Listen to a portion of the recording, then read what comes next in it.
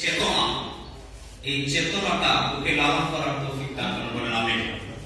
আজকে অনুষ্ঠান থেকে যারা উপস্থিত আছেন, সরকারি কর্মকর্তা সহ ইউনো সাহেব সহ যারা আছেন, দেয়ালে পিঠ থেকে গেলে বেরোনো বাধা আক্রমণ করে দীর্ঘ 16 বছর প্রায় চলে গেছে। যেই সময়ে মানুষগুলো নিজের কথা বলতে পারে নাই, 2জন 3জন মানুষ 5জন মানুষ এক জায়গায় দাঁড়াতে পারে নাই। বিডার বিদ্রোহ গেছে, শাপলা চত্বর গেছে, হাজার হাজার আলেমের লাশ পড়ে আছে, হাফেজের লাশ পড়ে আছে।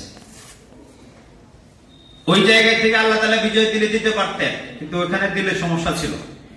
অমাকারু অমাকারাল্লাহ।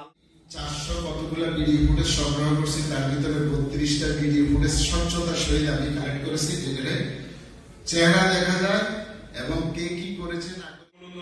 এই বৈষম্য বিরোধী ছাত্র আন্দোলনের শহীদদের স্মরণে আয়োজন করা অত্যন্ত সুন্দর একটি আয়োজন সরকার করেছে, তার কাছে আমি কৃতজ্ঞতা প্রকাশ করছি। ধন্যবাদ জানাই উপজেলা প্রশাসনকে এত সুন্দর আয়োজন করার জন্য, শহীদদের স্মরণ করার জন্য। এখানে আজকে উপস্থিত আছেন আমাদের এই সহযোদ্ধা, যারা আত্মত্যাগ